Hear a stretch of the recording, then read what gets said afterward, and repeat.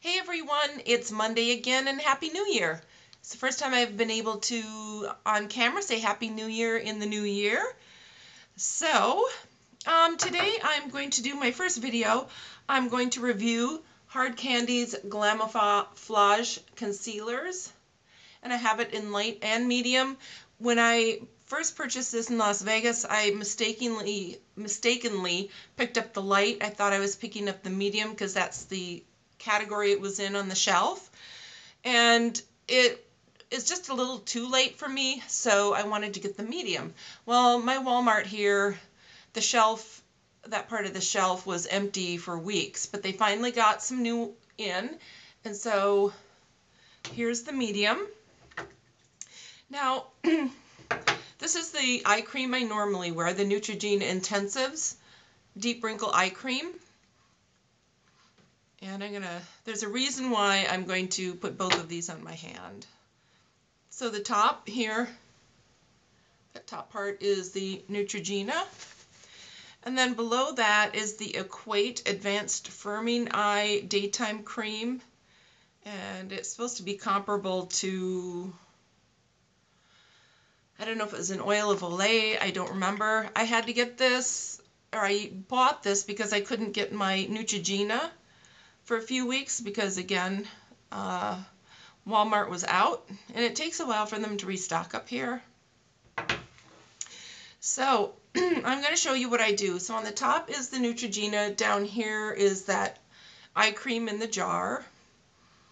And the reason that I'm doing both, make sure this is the medium, yes, is because when I use this product,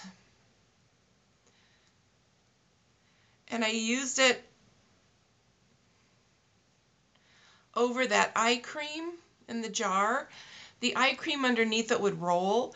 So that's important to know. If it does that over whatever eye cream you're using, it's because of the eye cream and the Glamoflauge combination. Now I just put a little bit here on my hand, and I don't know if this is going to show. It probably won't. Here is what it looks like when I just put it on. You can see how yellow and how intense it is. The yellow is there for a reason. It helps to cancel out the blue under the eye, which is what I have here. I have vessels that are very close to the surface, and then above that I have the fat pad. But I just put that on, and then you do have to work with it fairly quickly because it does set.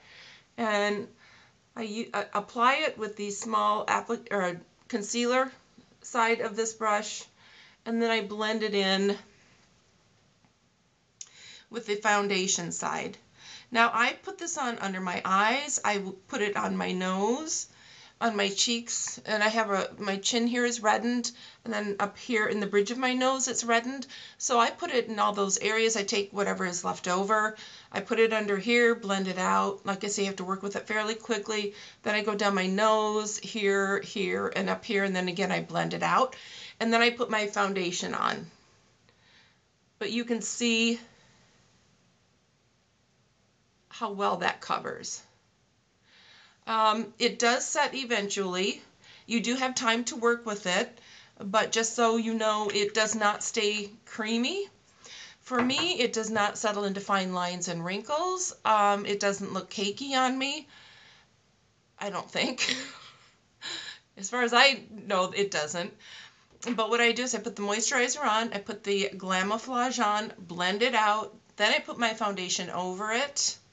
And then if I want to, sometimes I'll take a little my Painterly paint pot and just kind of dab it under for a little more brightness, illuminating factor. Then I powder. I was always taught to put your concealer on underneath your foundation, especially if you're going to be doing photography or film work, because the viscosity and the textures of these are different between your concealer and your foundation.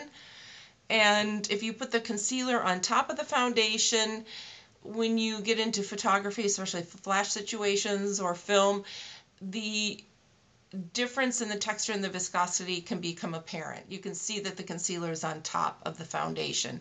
So that's why I was always taught to do it the other way around. I'm not saying it's right or wrong, it's just the way I was taught. It works for me, so that's what I do, and that's what I do on clients also. Then I put my foundation on over, blend it in, and then I do my setting powder. So that's how it works for me. It covers the red areas very nicely. I have a blue spot right here in my chin, and it helps to conceal that. I don't go overboard trying to conceal that because it isn't that big of a deal for me. But I'm pretty convinced that I could cover tattoos easily with this stuff, you know, even if you just layer it. In the past, I've used Dermablend, which you definitely can cover tattoos with. That Dermablend was created as a medical cosmetic, a medical makeup to cover port wine stains on the face, other discolorations, and tattoos. So I paid, I believe it was $5, maybe it was $6 in Las Vegas, and here in Alaska it was about $6. Now this tube is going to go bad before I'm ever able to use this up. So the light I will probably just stick in my kit to use on clients potentially, and then the medium I will use it until it seems like it's separating, or if it starts to get a funky odor, then I will throw it out. But for $6, this stuff is amazing.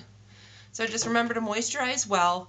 If it rolls over your eye cream, it could be just the combination of the eye cream and the product, so try something different. And if you don't like it, it's not a huge investment, but I find it wonderful. So that is my review. Next I'm going to show you the people who are interested in the crafting videos. I'm going to show you my winter mini album that I made and some of the Valentine cards that I've made so far. It's pretty much what I spent yesterday doing. So thank you for watching. Thank you to all my subscribers, my new ones and the ones who've been with me for a long time. I really appreciate it, and I am going to have a contest coming up soon because I'm over 1,000 subscribers and I still haven't quite figured out the details, but just keep your eyes open for the announcement for that contest. Okay, you guys take care. I love you. Thanks. Bye.